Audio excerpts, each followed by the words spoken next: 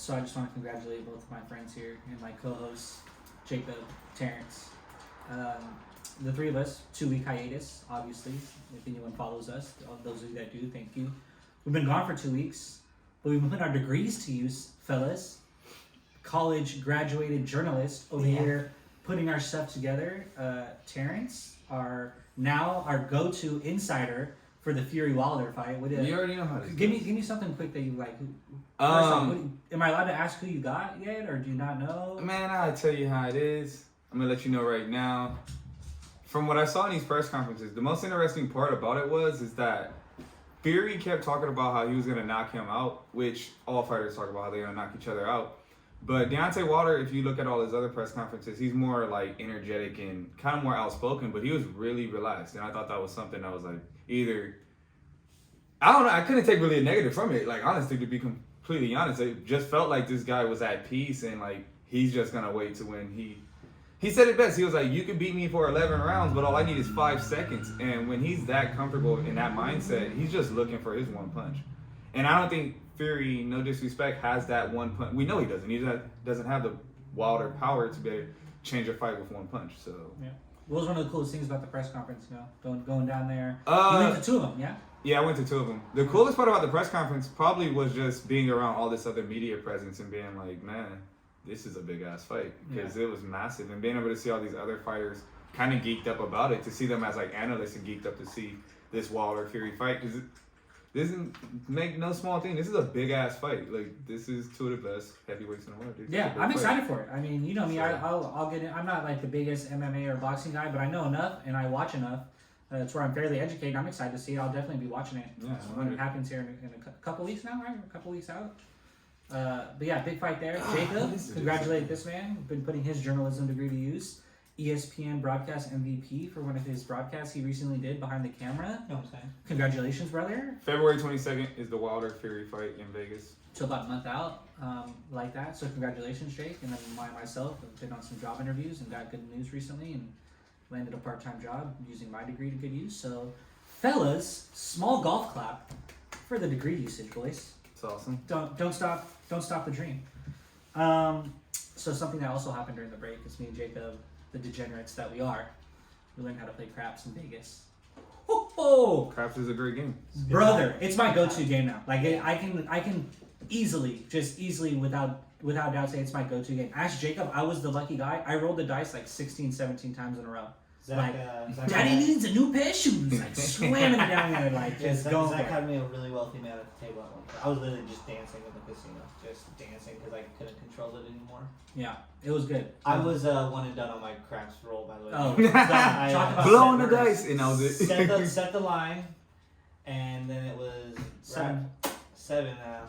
Next. Yeah. Don't ever let Jake roll dice. Like if someone's like Jacob roll the dice, like don't. You weren't there when we changed casinos. I had better luck with the dice. Yeah. So you guys know me. I'm not much of a gambler.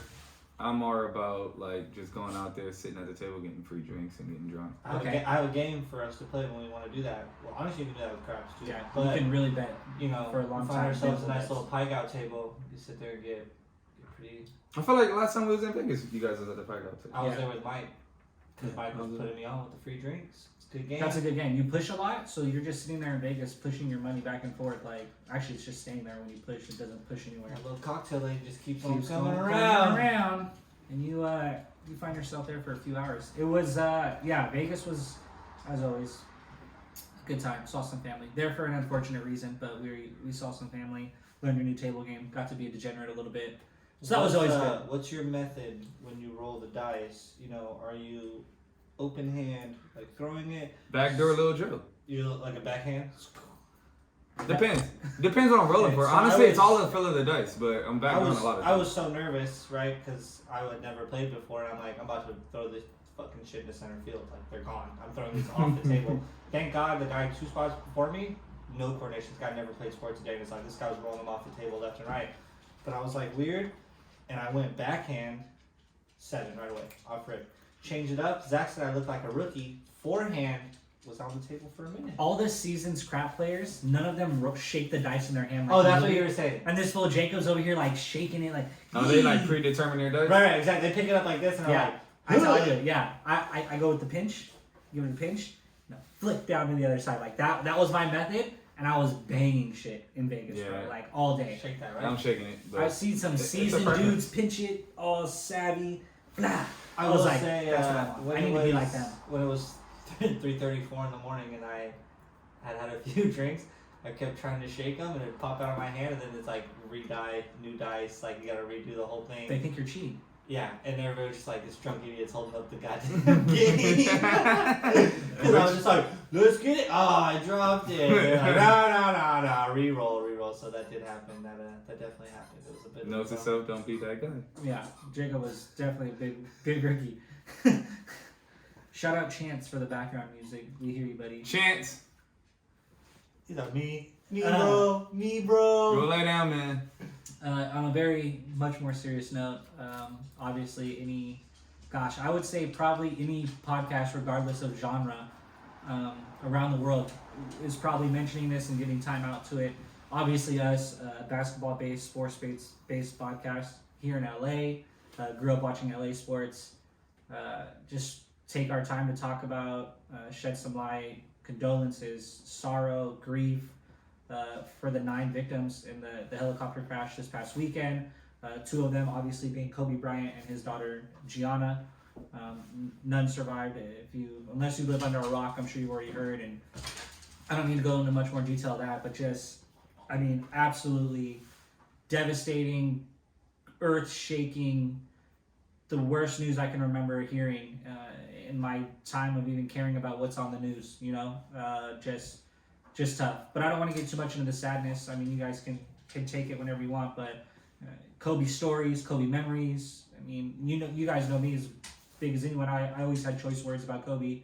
I was always known as a Kobe hater, but that being said, I definitely respected the man. I thought he was a great icon in the world, and one of the best basketball players of all time, and it's just sickening to hear something like this. He was one of the first athletes that, like, I hated, but it wasn't real hate, It was, like you said, I kind of felt like there was a point in our time where it was kind of Kobe versus LeBron. You had to pick a side, and I was a LeBron fan. I picked the LeBron side. I always rooted against Kobe, and that's why I hated him, because more times than not, that motherfucker got me. Yeah. You got me.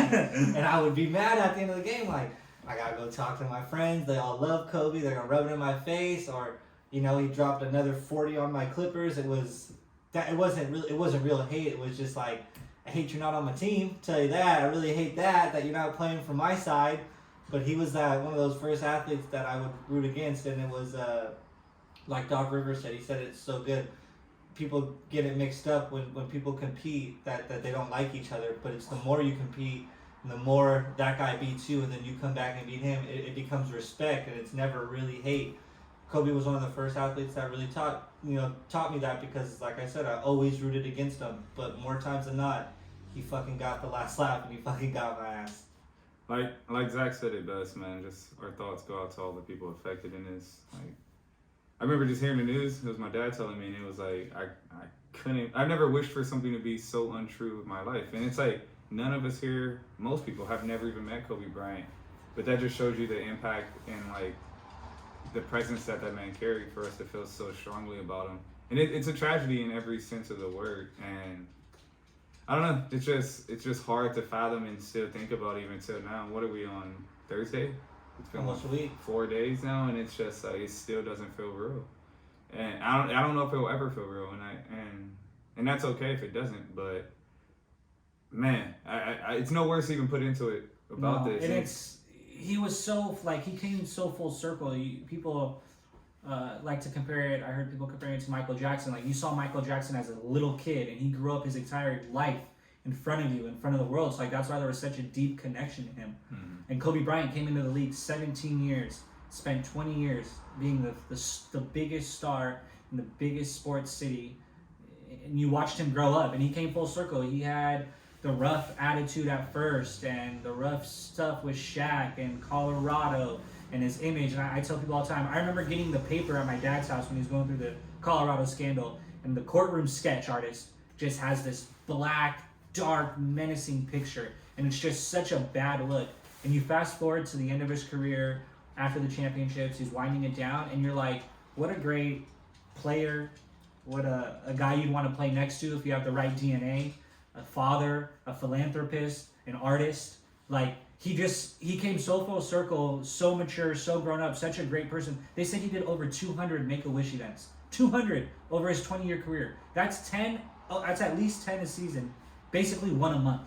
Like, the man, you could pencil him in once a month basically to go to a cancer ward and make a little kid's dream come true. Like, the full circle to come around. I think that might be the saddest part of death, is the fact that we don't talk about these things enough until someone dies. Mm-hmm. I think that's the saddest thing, but that just shows you how people are, and how if you're doing good things, you don't want any acknowledgement about it, because what's the point of it? Because you just wanted something good to happen. So I do respect that, but it is sad though that, because like you said, I didn't know half of these things, that Kobe did all this for the community, but it just sucks we have to find out about it and not be able to celebrate him and appreciate him as he's here. We only can do it. And it's so Kobe.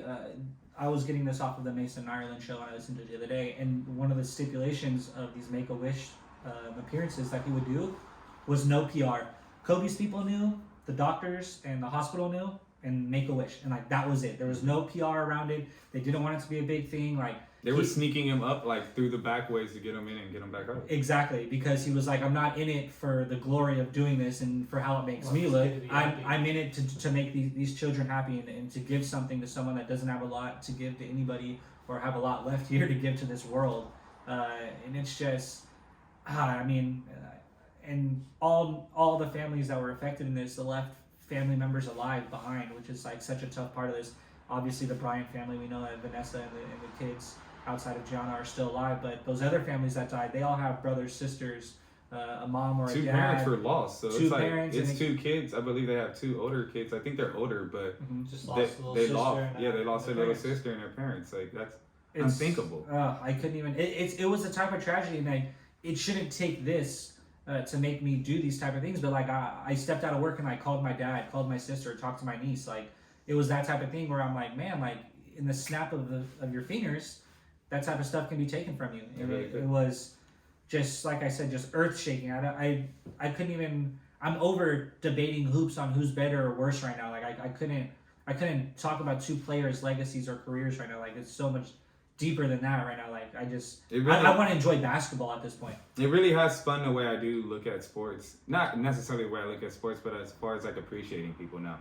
Like, the whole Kobe, Jordan, LeBron debate, I've always sat here and defended Kobe, even though in a way I've always thought LeBron's career numbers-wise was better, but I've always went more with the, I don't care, I'm a moment guy. In the moment, I always thought Kobe was going to step up to the moment. But none of that matters. Like, at the end of the day, all these guys have great moments in their own right. So instead of comparing guys, it's just about appreciating, and these guys are all great in their own right. Just appreciate the times that we get, because we never know if that's the last time ever. So. Yeah, I think you nailed that. Like, it's so easy to get caught up because we love this shit so much. Like, we fucking love this shit, dog. Like, we love basketball, we love football, we love sports so much. So it's like, when we get caught in these debates over, 2 beers about, Stockton and Malone versus this or that, Jordan versus Braun versus Kobe, Jeter versus this guy. And you shout out to Jeter getting that one vote though. Yeah, shout out to that one fucking guy. Genius. Fucking guy. Genius. But we get so caught up, and then we say really choice things and really, things that really aren't true. And it's so easy to just throw those words out there because we just think it's just these people living on a pedestal. And like we said, all of a sudden by noon on a Sunday, fucking Kobe Bryant wasn't here, and it just doesn't seem fathomable. We're 5 days later, like Terrence said. Still feels weird. I was at work yesterday. I work at a sports bar. Everybody knows this at a Buffalo Wild Wings. And bleep it out, so I got a beep. And and it's over every TV. And it's like, I'm walking around work, and I look. My friend walks into work. I look at him. I said, "This shit still feels so weird, dude." He's like, "I know. Just I can't get through it." Like, I'm like, I know. It just doesn't. I still feel like I'm gonna wake up tomorrow, and this fucking guy Kobe's gonna walk out of that hill. And they're gonna be like, "Just kidding, ninth body not discovered, Kobe's alive." Like, it still feels like that. It doesn't feel right. And we get so caught up in these debates that I totally agreed when you told me that, Terrence. You're like, I don't even care about that debate anymore. And I was like, I felt the exact same way. Like, I don't even care anymore. Like, yeah, we can have it, but it's not serious anymore to me. It's not. Just appreciate every one of these goats in their time. Yeah. Favorite Kobe moment, story. Like, what do you think? What do you see when you hear Kobe Bryant? I had trouble with this because my dad asked me this question. And it's like, I'm 26.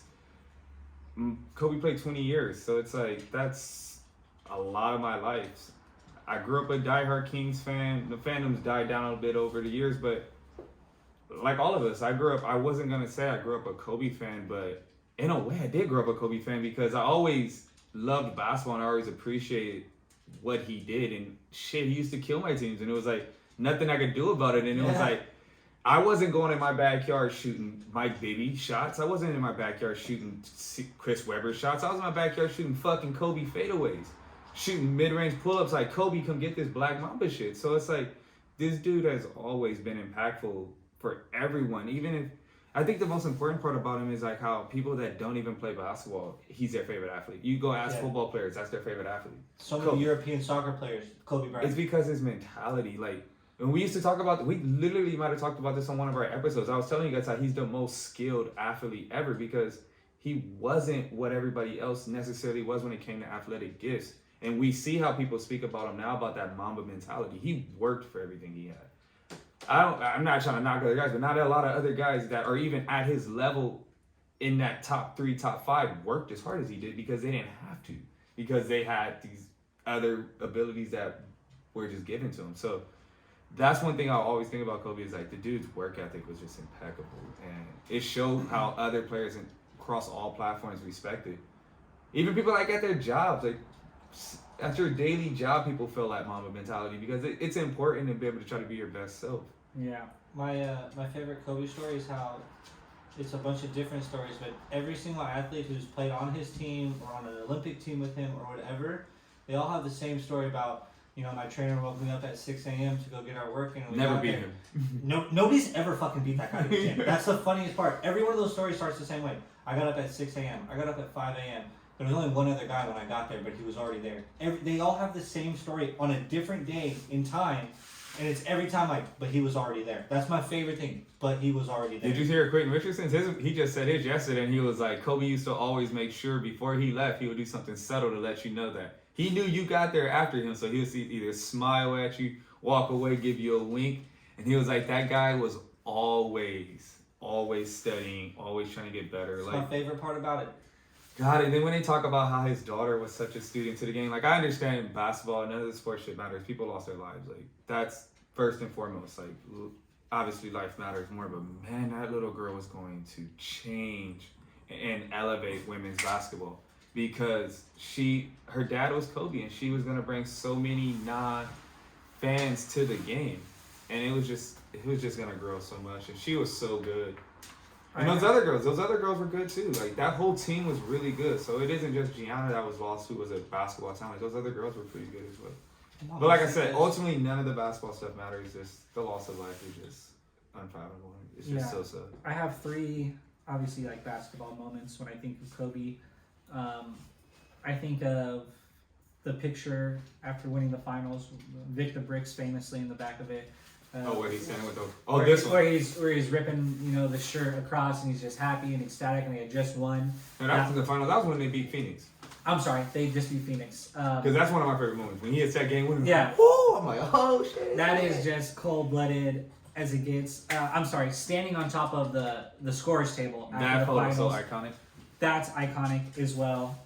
As well as I guess 2 more to add. I'll never forget the 2 free throws after the torn Achilles. I was watching that game with my girlfriend, diehard Lakers fan, and my dad.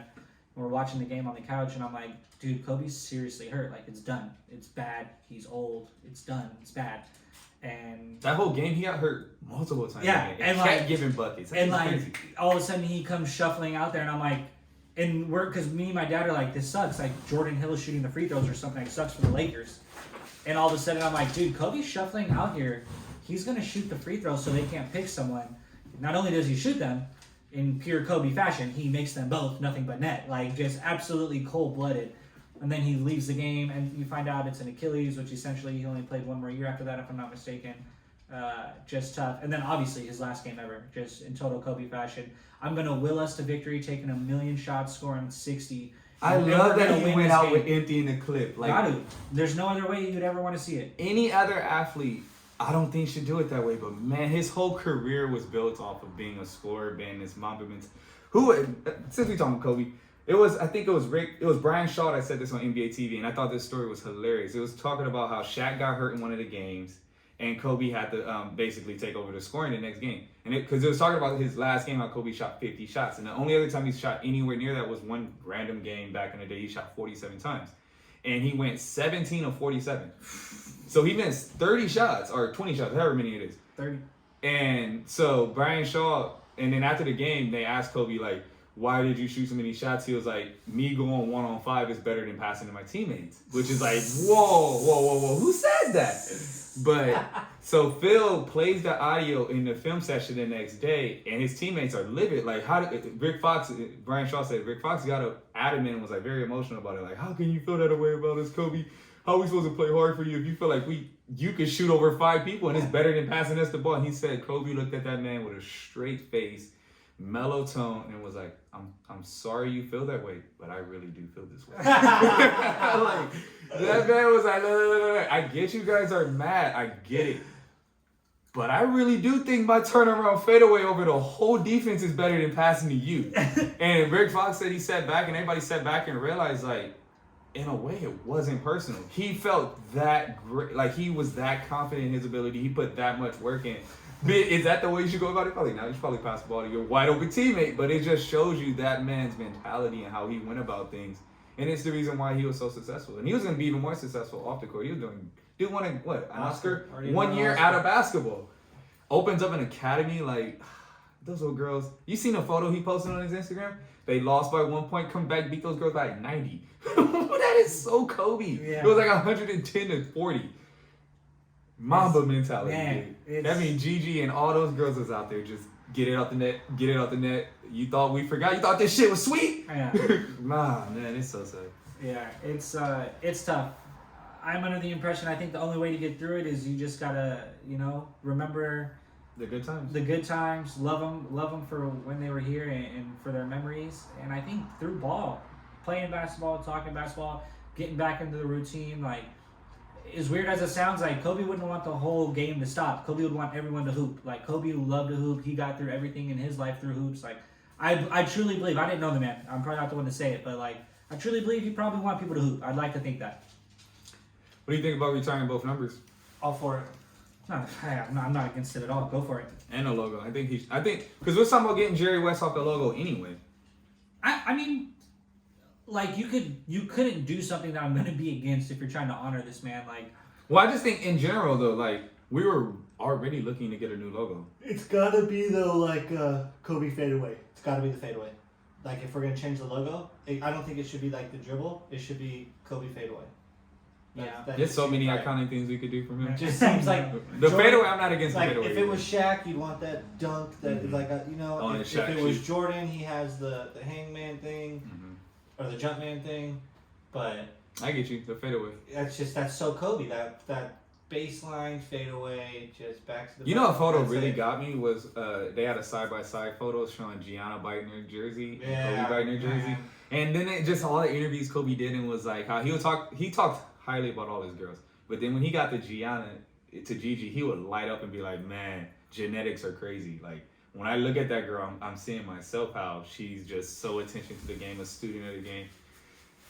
I can't fathom it. It's still surreal. Yeah, to all 9 people, all families, all of them affected, from all of us at the other team, definitely deepest condolences. Which I don't think I said that, by the way. Welcome to the Other Team podcast. This is like episode 13. That's not what it is.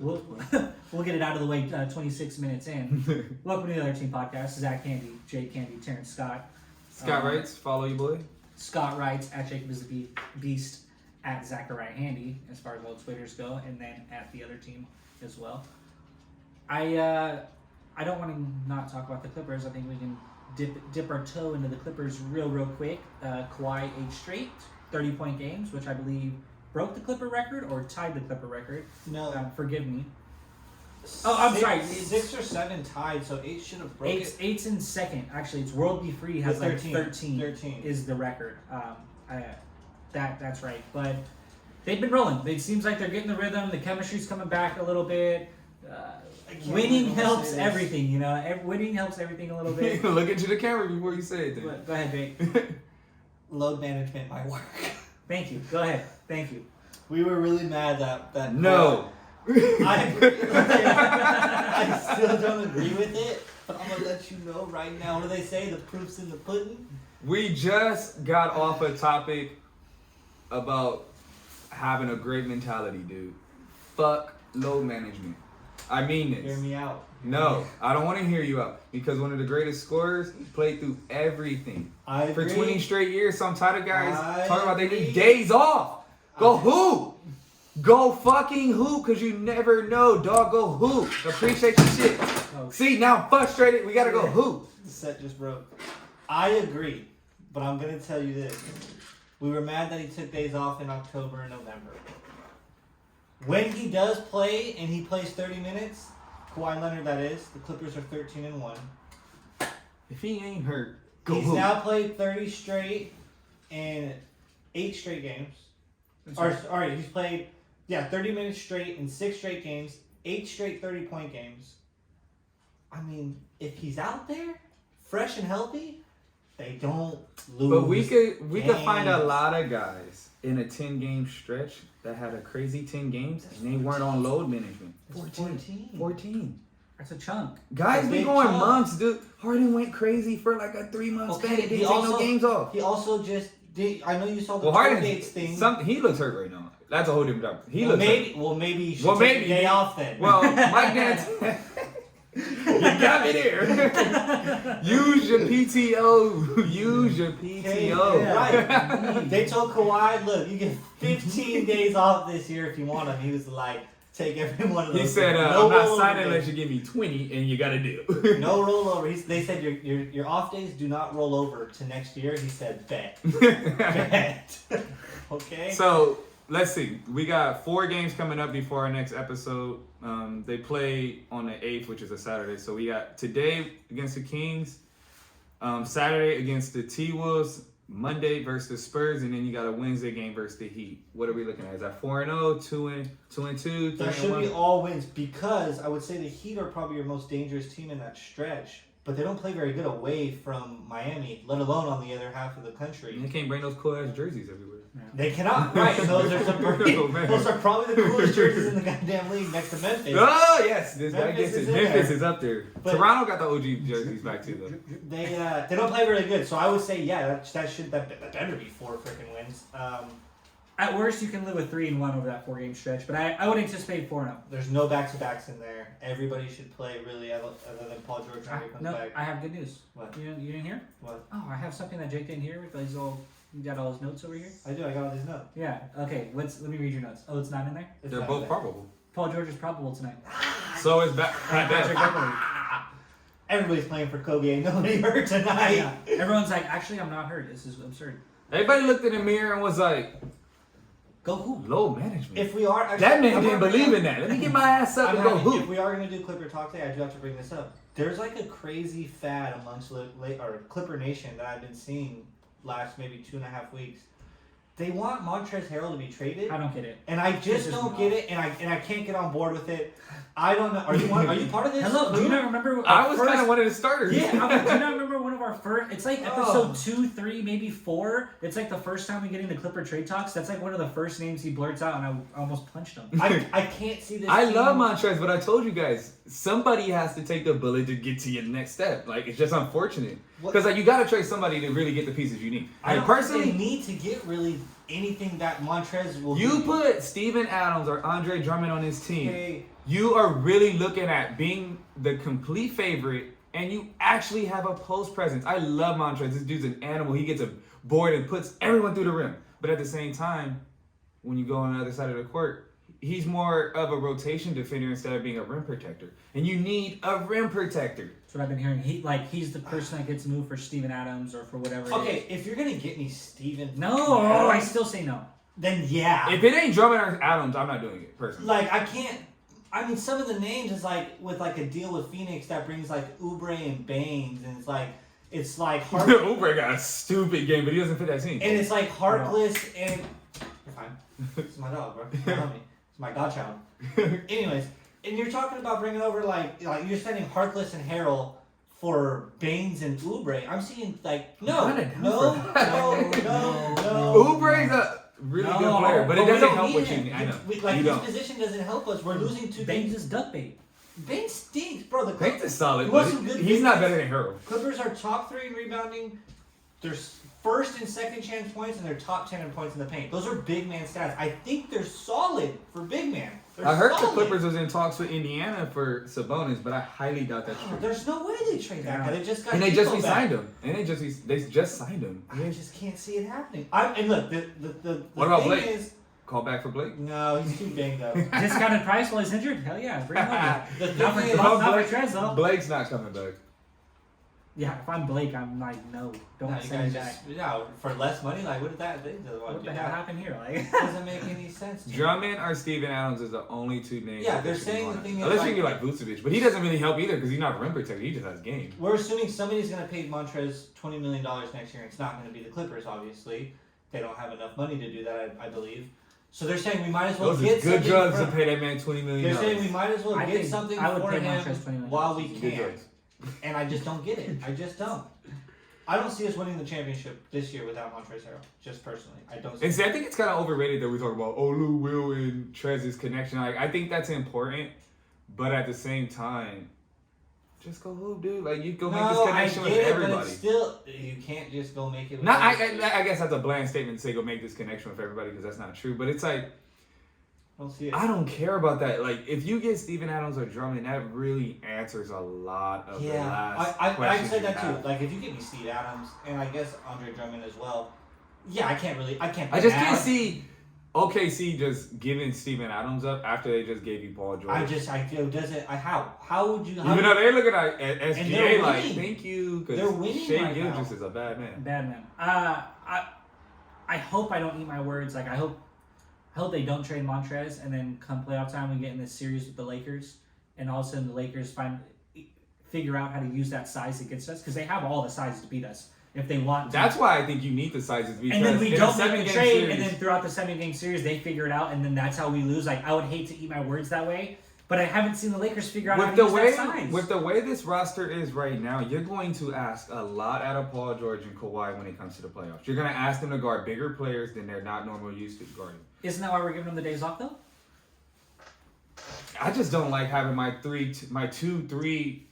I guess they could play the 4. Have to really guard guys that are true 4 or 5s. Yeah, I can see that. I get Paul George is what 6'10", Kawhi's maybe 6'9", 6'10", but it's a different 6'10" when that guy's spent his whole career in the post, spent his whole career down low. It's just different. They're bigger. It's just different. So I don't like having them down there. I'd rather have that security blanket of having a Steven Adams or a Drummond, or I don't know. It's a lot of guys out there. Derek Favors, but Utah's not going to trade him. But names like that, just another solid big man that can really come in. Because I like Zub. We all like Zubac a lot. But I don't think in the playoffs Zubac is going to come in and be able to actually... I mean, they're only playing him 17 minutes now. Exactly. So they're going to play him 20-something in the playoffs. Exactly. And then when you play the Lakers, that's really the team you're looking at in your conference. Because you should be able to beat Denver, even though Jokic could give you a fucking problem in the playoffs. Oh, sorry. I actually didn't have that right now. Also, Joker, Embiid... No, it wasn't Embiid. Joker, Vucevic, and there was another big. It was like 3 of the better bigs in the league. All average below their averages when they played the Clippers. Once again, that's just defensive big man stats now. The bigs are solid. We're fine. I don't think Harold's a bad defender though. fine. I just think he's not the defender you need because you already have so much pressure with the way you play. You're gonna be forcing all your help to the middle, basically to your center to better protect the rim. Like with the way the Clippers play, they have a Rudy Gobert. Obviously, you're not gonna get a Rudy Gobert because that dude's phenomenal on defense. Yeah. But the Clippers basically try to swarm you with pressure with all their guards, and then they push it to the hill. So if you had a guy back there like cleaning shit up, that would just make that defense even more scary and harder to beat. Did you guys see that play by Rudy Gobert? Oh my god! Where like He got beat. he got crossed like in the next week, but all of a sudden just turn around and like Arms 2 for days. steps and was like pinned it off the glass. And I For was the like, game. That was for game. Right, that's what I'm saying. Like, I was like, what? How did you get back to that ball? That was just insane. Defensive player of the year That for block like the next 5 years. I went just ape shit crazy. Like, it was banana sandwich. He guessed wrong. Guessed wrong badly, but when you got like arms for days and legs I was for like, days. how did you get back? It just didn't make sense. You thought that, think about the guy that shot it. What the fuck? Rudy beat that? Like, So And you asked the coach, like, he got that? It was a go to. He got that? Yeah, he got that. oh, he got that. But before we get out of here, it's the big dance on Sunday. Big game. Big game on Sunday. By the way, did you guys realize Super Bowl is like super copyrighted? With like all of our advertisement at my job, we have to like advertise the big game. Like that's what Buffalo Wild Wings. Like we can't say like, do you want a seat for Super Bowls? I have to ask you, do you want a seat for the big game? Because like You say Super Bowl, somebody's like, yeah, it's like a guy's gonna like pop out of like a cabinet like, ha, "You just gotcha. say it?" Yeah. Fine. There's $1 million from your Buffalo gone, like. But yeah, so don't say big dance. That's March. The big game. Whatever, dude. That's probably already patented to the big dance. Okay, so anyways, This guy owes so much money the now. fucking Super Bowl's on Sunday. Oh, It's the so first it's weekend in February. I want picks. Let's go. Tails on the coin flip for anybody who's been. Are you serious? Also, Are you serious? Also- Dude, this also- guy's such a degenerate loser. also Chiefs. And Chiefs and tails, people. Tails on the coin. Before we just start throwing out predictions, I just want to talk Chiefs. about how I think this game could the go either Chiefs way. are gonna win. But I do think the Chiefs is the team. If I was in a bet, which we know I'm not much of, but I would bet Chiefs. But I think it's interesting just hearing the guys break down the games because I told you guys this when we was eating. Like how Louis Riddick said he hopes this game becomes a shootout so Jimmy G could prove to the world who he is just furthest thing you want. Like, Chill out, Lewis. I think the Niners will win the game, by the way. I've been on the book saying that for a while now. I think smart money is Niners, but if I was to bet, I would bet Chiefs. Chiefs. But I think the smart money is the Niners. Like, I don't know. Like we always say, defense wins championships. Like here's our exact moment to say if we really believe it. No one really believes it. I still believe it.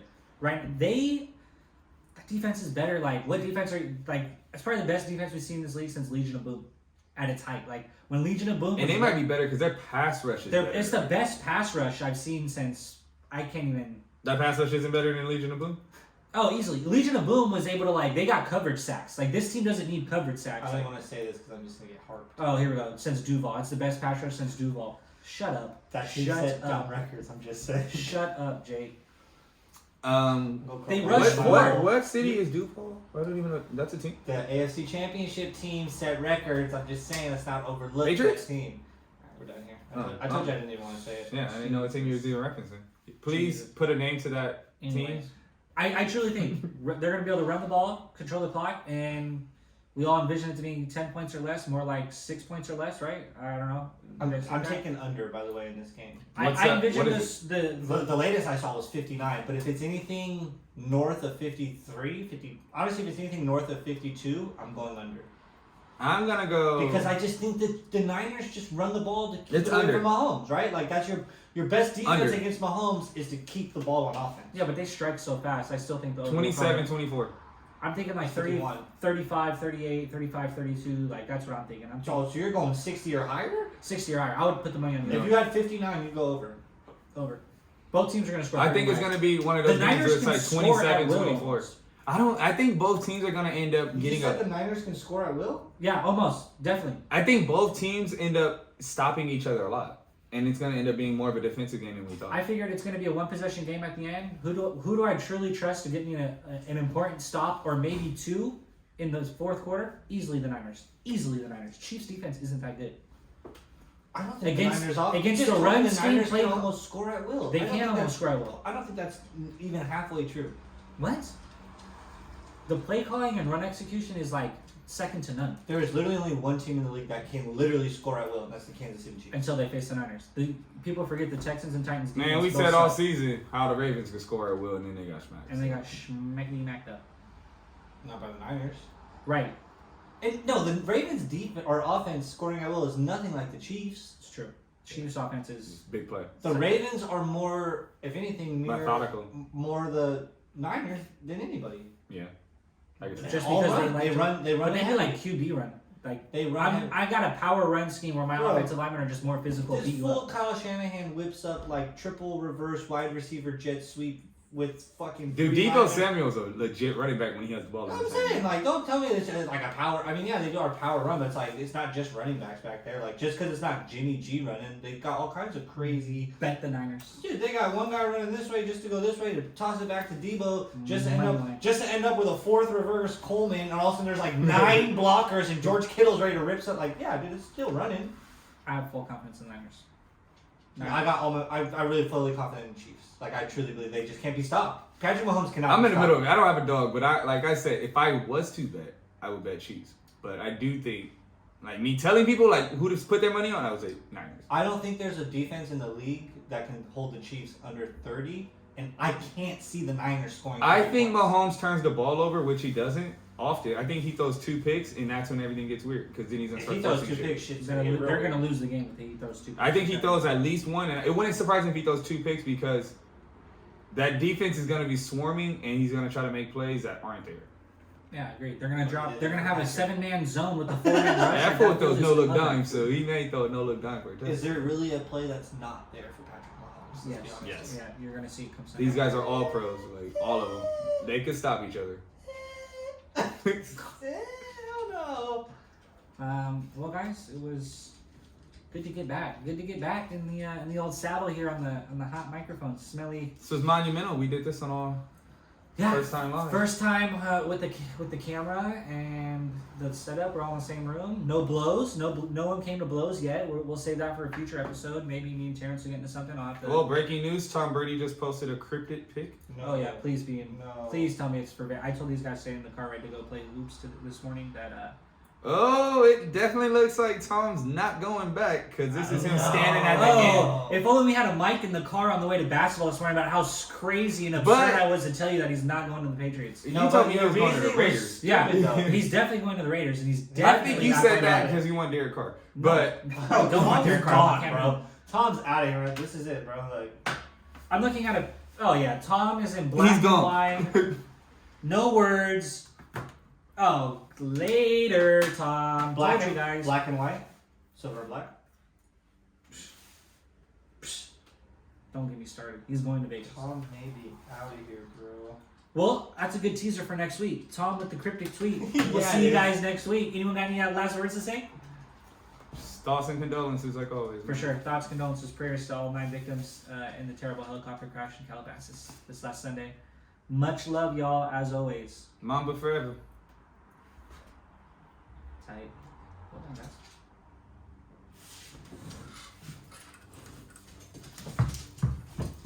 Chance, you funny as fuck, dude. So Tom's gone. Yeah, that dude's probably gone now.